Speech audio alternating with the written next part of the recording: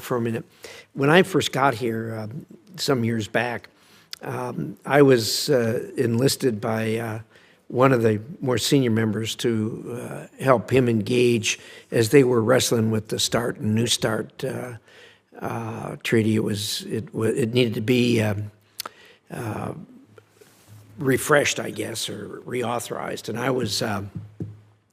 I was shocked, frankly, by how badly that agreement had worked between us and Russia, and worked as a euphemism. It didn't work at all. I mean, the Russians lied, they cheated, they misrepresented, they tell you black was white, and yet the Senate reauthorized the treaty, which again I was shocked at, and of course things didn't get better; they just got worse until finally we got out of it. So things can't be looking very good for you as far as getting some kind of an agreement with them. And of course now, between then and now, one of the big actors here is going to be China, and there isn't much of a use of an agreement between us and Russia if it's not a three-way agreement, and China's in, because they're going to surpass us by numbers before very long. So give me your thoughts on how you're going to approach this, because it seems to me, and I'm not criticizing you, this is a heavy lift, I think. First of all, tell me about your thoughts on Russia.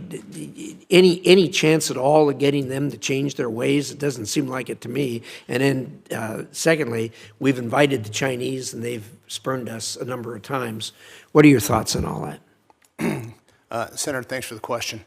In my opening testimony, I referenced the INF Treaty, and that is the poster child for arms control violations and the danger of not having a treaty that's verifiable and enforceable.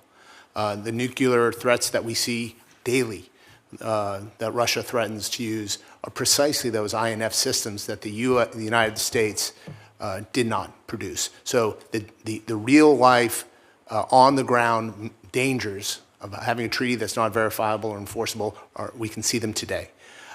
With respect to New START, just a couple things briefly. Number one, as you referenced, the existing limits are inadequate in a world of tripolarity. I don't think necessarily we need to address the Chinese and Russians one-to-one, but the existing numbers are not adequate. Number two, New START expires in 2026. The time is short. Third point that I would make, and President Trump asked the team at the State Department that I was a part of in 2019 and 20 to engage the Russians and to try to improve on New START. As I referenced earlier, the treaty makes no provision for getting at what we can call non-strategic or tactical nuclear weapons. Earlier testimony, I think a couple weeks ago in the Senate, I think in front of the Armed Services Committee, General Cotton used the 2,000 number as an open public number of the number of warheads that the Russians possess in their non-strategic stockpile. I think in a private setting, the numbers that we would see are significantly worse than that. And I look forward to having that discussion with you in the committee. To your point, quickly, sir, about whether this is a fool's errand, it's never not in our interest to engage our adversaries. The other point here that's I think very important is, and I said in my opening statement, President Trump himself has taken on this issue. He's talked at length about denuclearization, and when principals and presidents agree that they want something to move, they do. And obviously that would take commitments from the other side. We won't have negotiations just to talk. But with the president's commitment and everything he said, if confirmed, I'm cautiously optimistic we can move something forward. I don't share your optimism. I hope I'm wrong and you're right. Surely there's no sense moving forward on a strategic weapons if you don't talk about tactical weapons. I mean, that's just nonsense.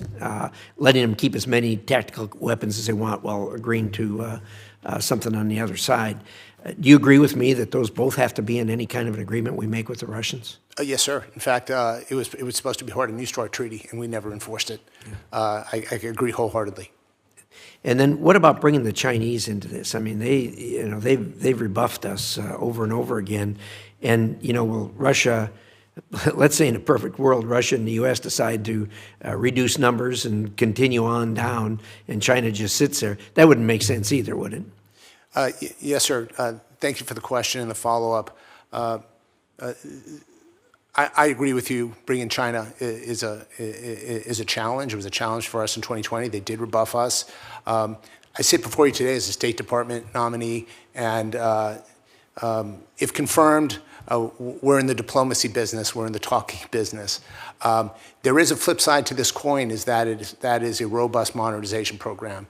The Department of Defense needs to and is a critical partner. They were critical partners to us in 2019-20, and our modernization program, our standoff platforms, our exquisite B-21 that's coming online.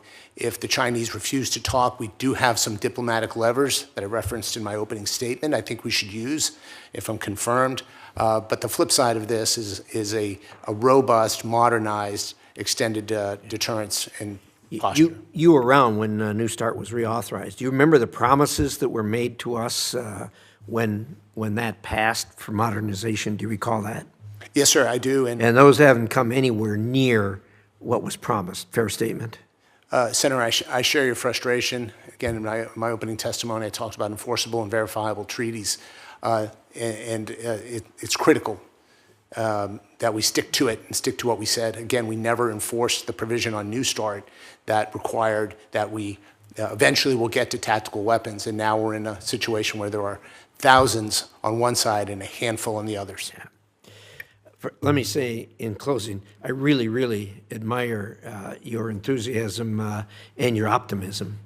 I don't share the optimism, I'm sorry. I hope I'm wrong and you're right.